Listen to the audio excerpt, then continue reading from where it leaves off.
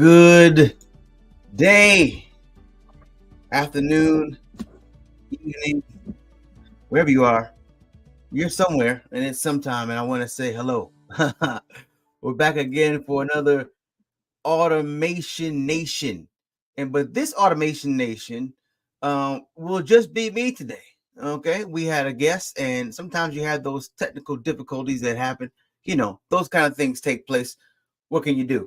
But I said, you know what? I'm not going to waste this opportunity to share a couple of things because I think it's important. One of the big reasons we are even talking about automation and things of that nature is because of the benefits that we've seen. As a podcaster and a public speaker and somebody who cares about people, my goal really is to just get the right information out. Okay. Get it out, get it to the people. And the people can then do whatever they decide to do with it. So today, what I'm just going to cover some real generic but important benefits of automation. All right, how about that? A couple benefits of automation. And I think if we talk about these benefits, this might help people understand a little bit more about what automation is per se, because a lot of people have their own ideas, and automation is a lot of things. But the important things that when you implement intelligent automation into your processes, what it can do for you. One of the big things is efficiency.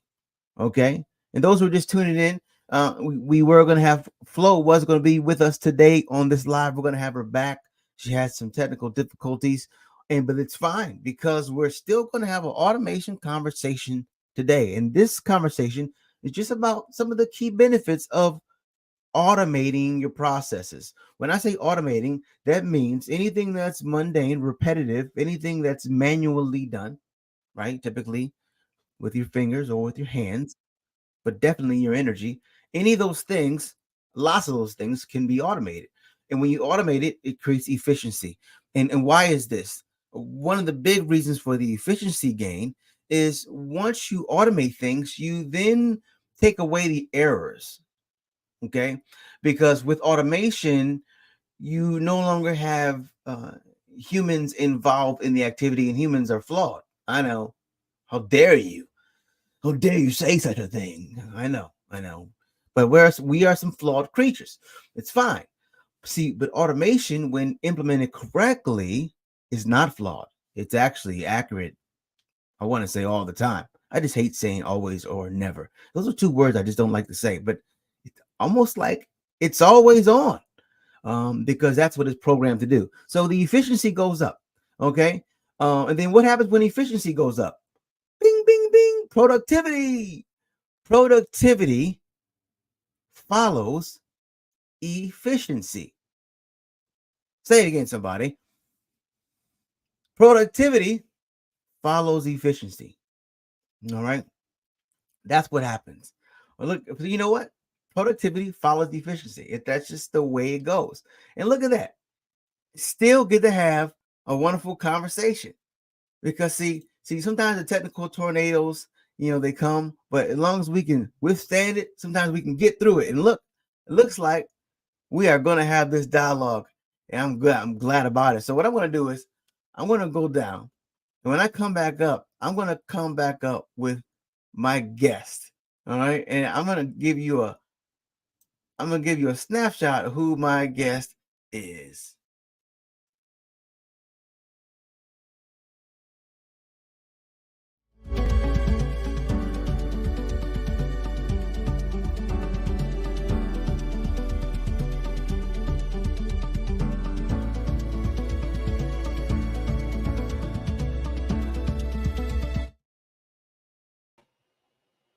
That's right.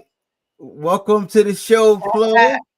Better late than never, right? Oh my Listen, goodness. Can I tell you, I jumped. I happened to be looking for something for someone on LinkedIn, and I saw your message and you're like, hey, the show started. I'm like, what is he talking about? Because my phone is showing the show starting at 1 p.m. Eastern time. So I was like, oh my God. Oh Well, boy. I'm glad. I'm glad you're here. I'm glad you are here. You know what I did? I actually started it.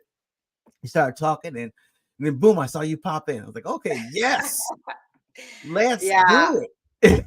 So this is what happened. So I guess this is the lack of efficiency with the automation on my end. Put in the calendar on the right time slot, right? So where this is what I talk about, where with technology we have the good, the bad, and the ugly. So Oh this my part goodness. here, being late, was the ugly one. Oh my goodness. But like you said, better late than never, because I was looking at just what you do, Flo, and I think it's phenomenal. I know this conversation is going to be great because on the show, on this podcast, is really all about how can we elevate people's understanding around technology, AI, business, and how you can use it better for yourself, Right. right? Like, how can you better use this stuff? And so, in particularly, I love what you're doing, and I'm going to read a little bit of your bio here. Um, so, if this is Flo's bio from LinkedIn. All right. And those just tuning in, remember, if you're watching this or listening to this, you can ask a question, drop it in the comments. We answer questions live. Yes, we answer them live, and there is no dumb question. But let me read a little bit of Flo's bio here. So a lawyer, emerging technology thought leader, and global contributing author. She co-authored Illegal Operations in the Age of AI and Data. Her chapter explores the intersection of legal operations, DEI initiatives, and data analytics. Very interesting. So, Yeah. as a founder and chief data and innovation strategist at Get Tech Smart, she specializes in aiding organizations with data analytics for project assessment, ensuring successful outcomes. And Yeah. everybody wants successful outcomes. Oh, who doesn't? I mean, if we could ask Family Feud what the number one Right. answer is, bing, bing, bing, it's that, right? Right. Right. Flo, Yeah. before you tell us how you are helping people do that, why don't you? Well, first of all, we have a couple questions we always ask. The first one is, since we're powered by Simply Automate, this question is pretty deep. If you could simply automate one thing in your personal life, what would that one thing be?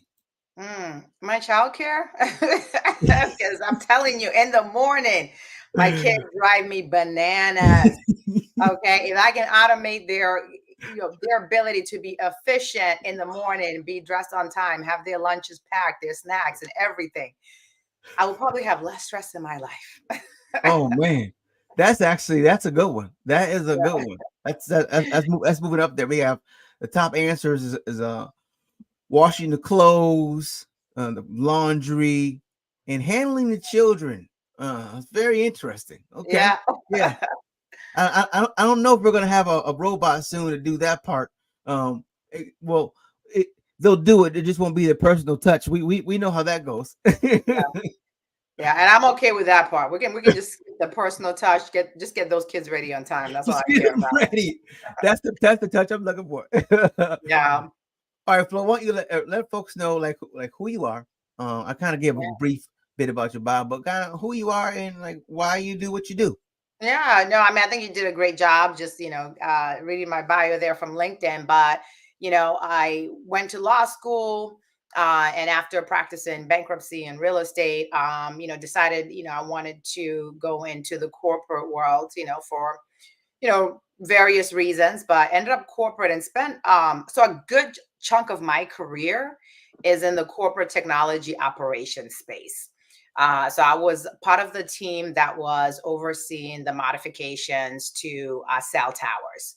So now when you are on your phone, you can text, you can surf on the internet, you can check your email, you can do all those things, and that's what my department essentially was in charge of, putting the equipment on those cell towers that allowed for those enhanced cell phone capabilities. So I was working with engineering teams and construction teams and overseeing, when companies like, T-Mobile, Verizon, AT&T, when they do upgrades like 4G, 5G, and other places are starting to already invest in 6G, they spend billions of dollars.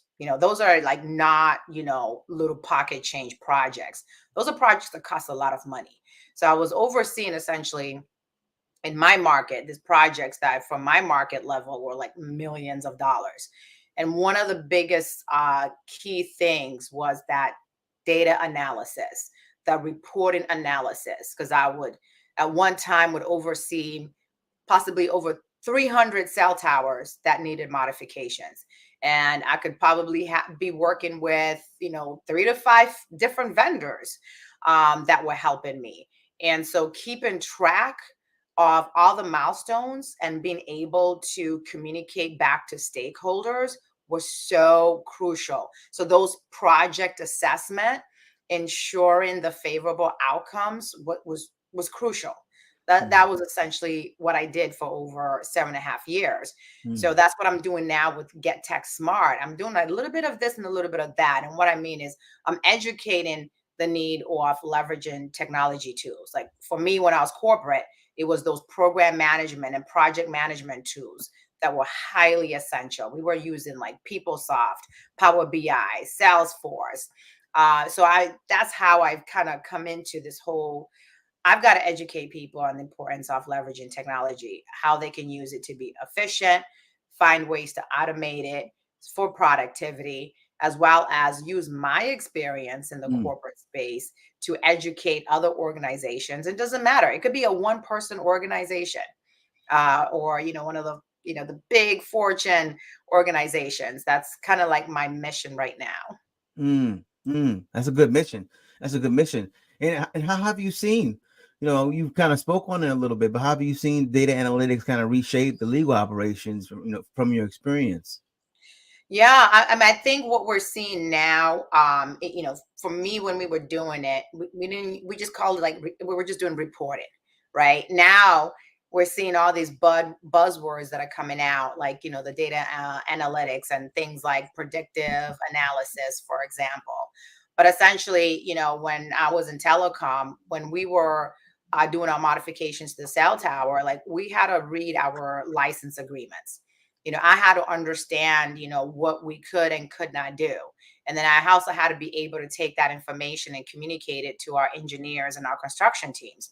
Well, that information in those contracts is data, right? All the information about what I did and what I was able to achieve in prior projects and the time that it took me to do it, that's data. And I can use that data, right, to be able to essentially do predictive analysis. So, from a legal operations standpoint, just from a legal standpoint, we're starting to see a rise in a lot of these legal technology companies that are working on, contract life cycle management tools. And some of those tools are also embedded with vendor management tools. Like, yeah, you want to track your contracts, but you also want to have the ability to track the work that your vendors are doing. So we're seeing a little bit of this and a little bit of that, also mixed and commingled with AI now, to be able to, quickly sort through a lot of that data. And legal operations is I always say is it's kind of like that person in an organization that helps them in terms of being the liaison between the legal department and the rest of the organization. Mm-hmm. And they're always trying to find ways to make the organization efficient from a business perspective, financial perspective, legal perspective. But being somebody who's been in the legal world and the technology world, one of the things that I've noticed is the lack of inclusion. And so with my chapter, I focus on how, with legal operations, uh, besides just helping legal teams and their entire organization be more efficient, embrace and implement technology, and come up with different processes and procedures. But we also need to be able to use and leverage legal operations for them to be able to help in terms of making their organization inclusive, not just in the manner of the lawyers that we're hiring, right, to do business with our organization, or the lawyers in our legal department, but also the people we do business with, our partners, our vendors, right? and tracking that information using data analytics to Mm. essentially say, hey, how well are we doing with hiring Mhm. and being inclusive, and leveraging that data to kind of study Mm. uh, the talent management and be a resource as well to not only the legal department but as well as the HR team, and also just be able to kind of oversee the processes in an organization to ensure that at every level, whether it's a contract language, whether it's how we're conducting business or the messaging that's being sent out, that is being done in an inclusive way. And the way you do this is by being intentional and leveraging data analytics to study the trends and patterns in your organization. Yeah, It's a lot. that's no, that's a lot, but it's a lot of important stuff. I mean, these initiatives are important. The diversity element is, and being able to track that with data. This is Yeah, uh this is big. What inspired you to? I mean, yeah, I'm sure multiple things. Maybe pick your top right. three. Right?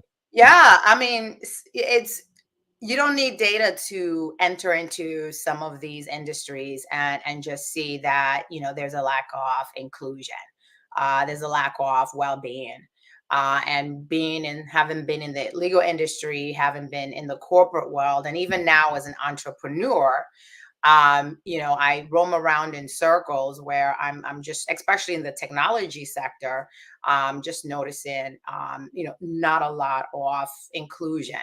So I think that my own personal experience of, struggling to feel a sense of belonging, whether it was in the legal industry, in the corporate world, or even now as an entrepreneur, seeing my struggle, it is one thing to just sit there and say, woe is me.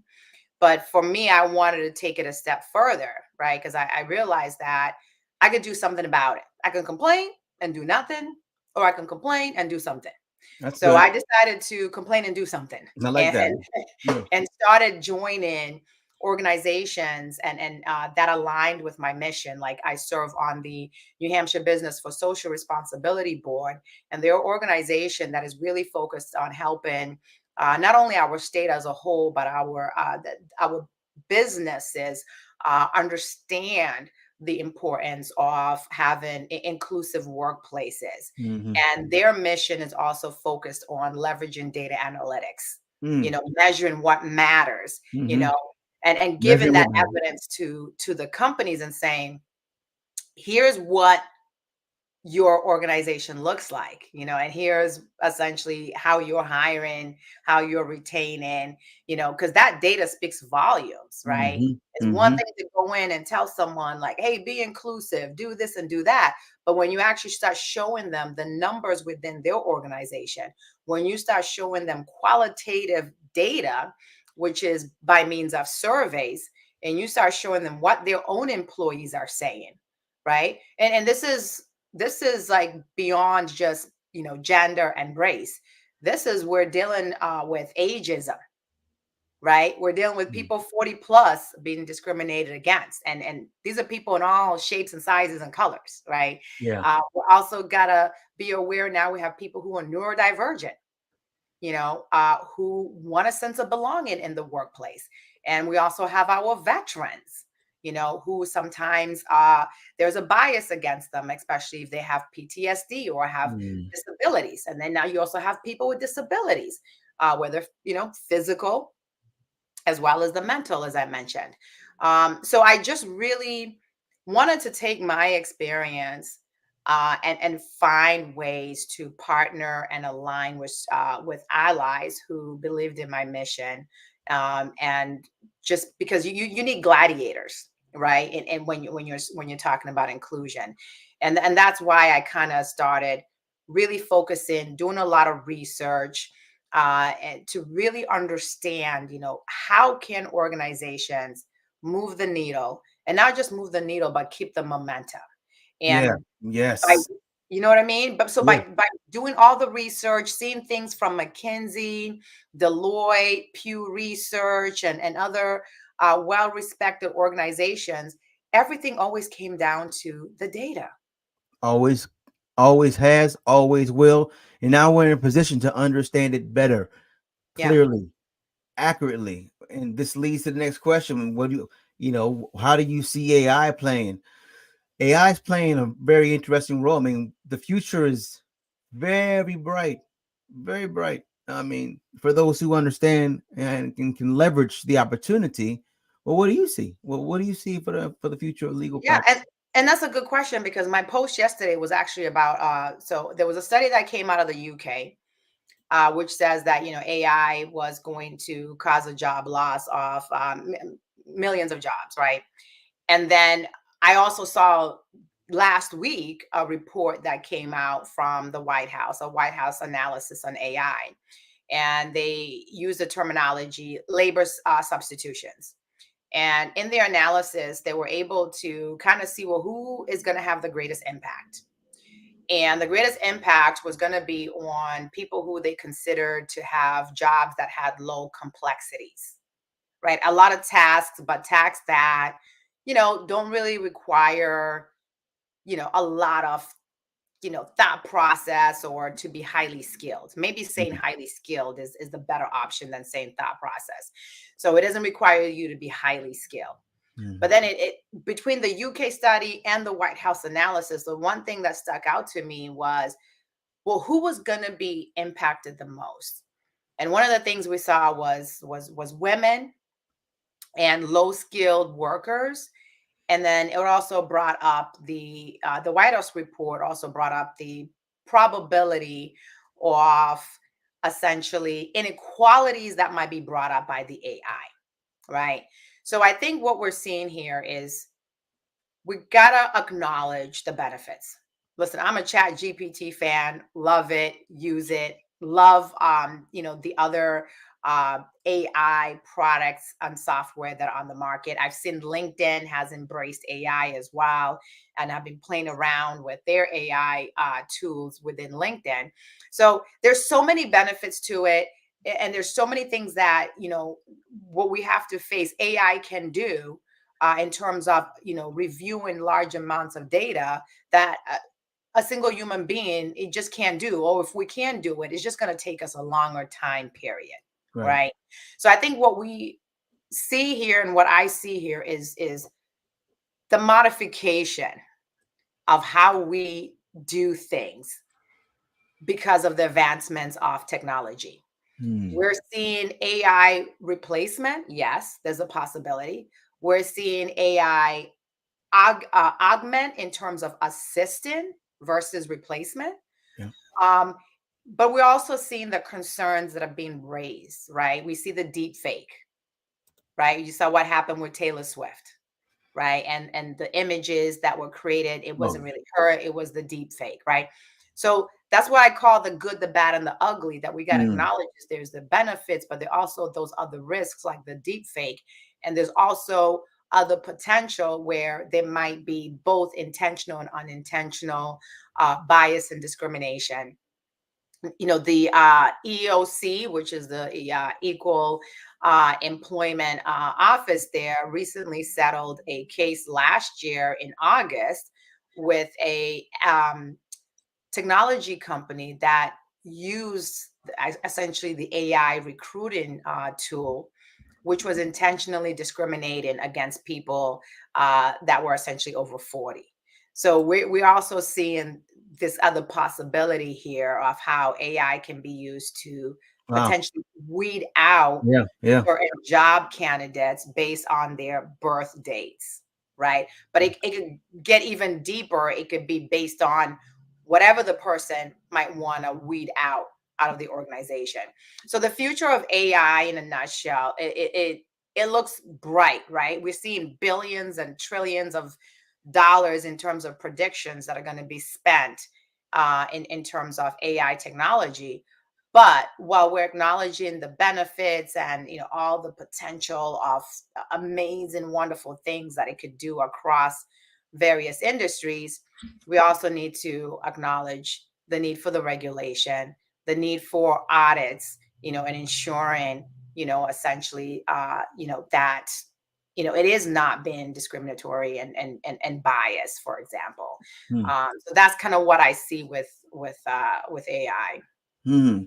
Good, the bad, and the ugly. And yeah, it's rich. You're right. I mean, that's where we are, and that's how it's always been. I mean, in human society, with life itself. And so, I like what you said. I think the more we get educated, and the more we surround ourselves with the right information, right resources, and people will take the right actions, Right, we can be in a better place. right. You you had a very nice TED talk. How was that Yeah. experience? How that influenced your mission? Like what was that influence? And let's talk about that. Yeah. So my TED talk for me was really like therapy because it really talked about, kind of like my journey, especially in the corporate world, and just how sometimes, you just feel like you're stuck, or you feel like you have to do something because you can't quit, because if you quit, then there's that negative connotation that comes with, oh, she's such a quitter, I can't believe she quit her job, and all that. But then what you don't realize is what the person is going through, right? And what's leading them to have no choice but to walk away from things that might not be really beneficial for their career, their well-being, their happiness, and their joy. So I just wanted to talk about my story, and how I realized that I was miserable, but I was out here faking it like everything was good, and it wasn't. And that you don't have to do that. And that, if anything that we can learn from, movements like the Great Resignation, quiet quitting, grumpy at work, is that we have a lot of workers that are not satisfied. And some of them, will quit and just say, I'm not going to do this. I'm going to go out there and find my happiness. And then we'll have some who stay on the job, but they're miserable. They're quiet quitting. They're doing the bare minimum and not anymore. And there's some that are grumpy at work, who are like really unhappy, and they're not going to fake it. They're going to let everybody know that they're not happy, they're upset, and really end up creating almost, essentially, their misery creates a toxic work environment, right? So I just wanted people to know, that, hey, we don't have to, be unhappy and grumpy, right? Like we can make the choice that's going to be beneficial for us. And for me, I made that choice. I made that choice to chase my happiness, go after it, not be ashamed, not be shamed by others, but to really focus on what is my passion.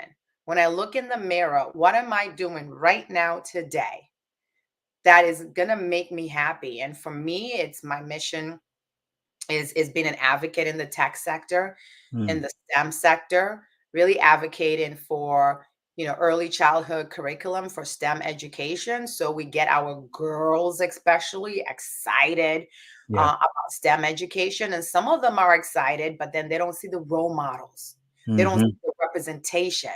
So it Right. becomes, I can't be that. I can't be an engineer. I can't do cybersecurity, so really advocating for that is now like kind of like my platform. and Mm. and that was my mission with the TEDx, to say is, you know be who you want to be, Hmm. right? don't Yeah. don't don't settle. Don't settle. I like that. I think you call it the power of purposeful quitting. That was the Yes, name. Yeah, that was yes. good. That was good. And there's a lot of power in that because when one door closes, sometimes a lot of windows open up. But if you never, Exactly, you know, exactly. so there's something somewhere. Okay, all right. This is good. This is good. We got last couple questions here. So, um, if you before we get this your final quote, so if you could automate one thing, again, this is that simply question. If you could simply automate one thing in your business life, Hmm. you click your heels, wave a wand Yeah. like that, what would it be? I need to automate my emails. I'm not going to lie, my email box looks like a tsunami, a tornado, a volcano, something blew up in there. which is really not me. Because when I was in telecom, right, my inbox, like if I had over 20 emails in my inbox, it was like a no no. And I would see other people, like if they were sharing their screen, like I remember my boss would have like over 1,000 emails, and I would literally be like, I can't believe you got over 1,000 emails in your. Now I'm that bad, and it's like, when you're entrepreneur, especially right now, where I'm like one person show, and you're juggling many hats, creating the folders, ensuring that, because I'm good. I will respond, right? I'll respond to the emails, do my business thing. But right now, where I'm failing and slacking is that creating the folders and really sorting out and organizing my email box accordingly, so that I don't have over 1,000 emails, and some of them might probably be junk at this point. I just need to delete them, Mm, So that right that would now be good, huh? Yeah. would be the one thing, if I could automate, Yeah. I need that to be automated, where it just automatically, once Ye- I respond, it'll Yeah. ask me, "Hey, should I file this in this folder?" And I could be Hmm. like, "Yes, take care of that." Yes. That's what I need in my life right now. Yeah. That sounds like a fantastic tool. I know that it exists too. No, I think they have some stuff out there. I got to Oh do yeah. more research and then Oh yeah. actually implement it. Uh-huh. Uh-huh. Okay, Flo, give us your best piece of business advice and your favorite quote. So my favorite quote is something I've been saying a lot, which is by somebody that I know very well, and they keep saying is that there's never a shortage of free work. And what I notice as an entrepreneur, and just as an advocate, is you want to help as many people as possible. Like, I'm Hmm. really passionate about what I'm doing, but at the same time, as a business owner, I also have to be cautious. There's a balance between being a giver, and there's also that kind of balance with ensuring that you're not going to get taken advantage of. Hmm. And what I've had to do this year has really embraced the power of saying no, because everyone wants you to come and do a speaking engagement. Everybody, wants you to come and do a presentation, right? And then you ask like, "Oh, hey, are you doing this? Are you offering this to the students for free?" And it's like, "Oh no, we're gonna charge." And it's like, "Okay, so you want me to do it for free and you're gonna charge the students?" Like, I don't think so. Um, so having that good balance between being an advocate and also being a business owner, because I could spend like literally every day doing things for free. But Hmm. as in terms of a business strategy, I'm out of business. Right. And what I need people to understand, who are coming and making this request, if I say no, it's not because I'm being bougie. It's not because I somehow feel like I'm more than or I'm better than. Is that you got to recognize the fact that I am also a business owner. Just like you're trying to run your organization because you need to charge. You need to charge for people to attend your conference because you got to pay, the event coordinator, or you got to pay for the food, or you got to pay for where the conference is being done. Just like you've got to raise money for that, you got to realize that I've got to do the same thing for me. Because if I don't, again, I'm out of business. So while I'm here having the audacity to say no, I need everybody else to respect and understand that as a business owner, I'm already stacked up against barriers and challenges and statistics. When we talk about the data, statistics show that small businesses struggle to survive past 5 years, right? And so I'm really going into like year 3 now. So I want to be able to reach 5 years, or maybe there'll be other opportunities out there that I might take, and decide like, you know what, hey, here's a better business opportunity. But at the end of the day, the best thing that other people can do to be supportive and be my cheerleader is to not have the expectations that everything that I do has to be for free. Hmm. Hmm. Some say amen, some say heck yes. I mean, I'm telling you right now. Yes, I agree. That is good. That is good. And it's funny. People can only there's a book called People Can Only Drive You Crazy If You Give Them the Keys. And Yeah, then there's another one that says we teach people how to treat us. And you kind of so you put those two together, say, okay, I got standards, yeah. and this is what it's going to be. I like that. Exactly. I like You that. got to take the charge. We're on the driver's side of the car, right? So we're the ones who are driving everything. So how you present yourself out is how people are going to receive you. And I've heard it. One of my mentors, shout out to Lisa Lang, she said to me is that when I offer myself for free continuously, I create this expectation, right? And the person who's coming up behind me, right? I'm setting the standard very low. Very low. So the person behind me, when they're coming and they're like, yes, I charge a speaker fee, I have created this culture of, well, how do they say it? Why buy the cow when you can get the milk for free? Right? I heard that. Yeah. Right.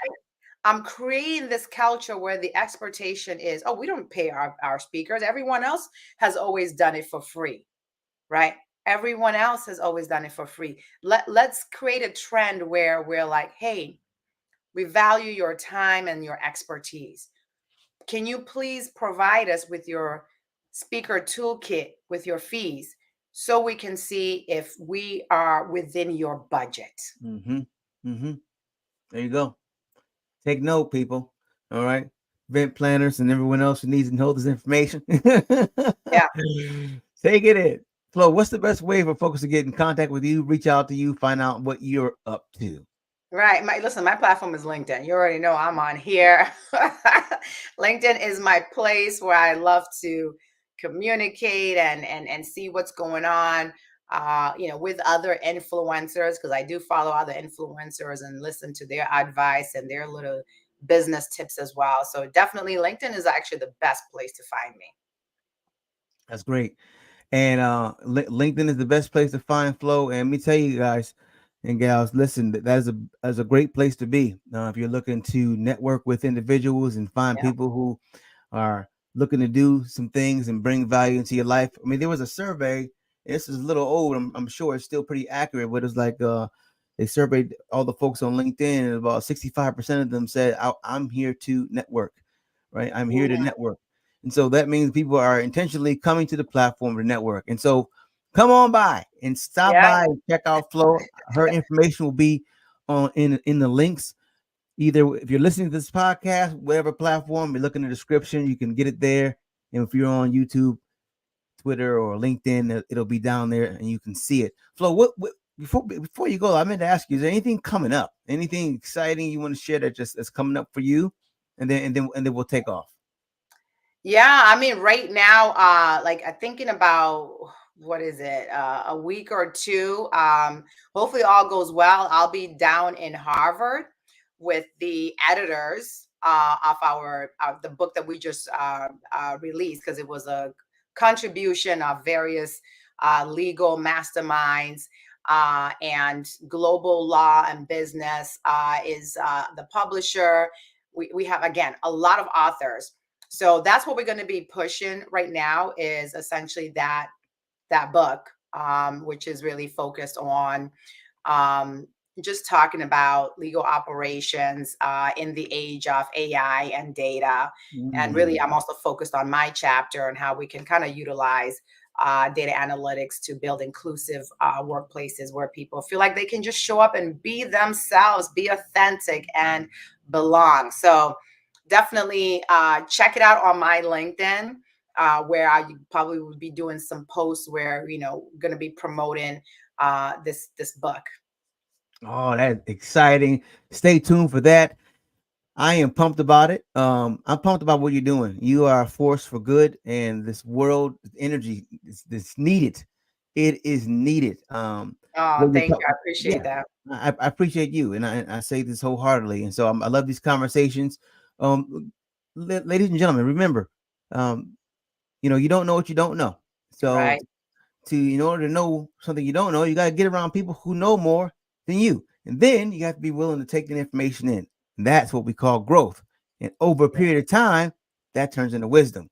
Flo, you are a wise one. Thank you for being here.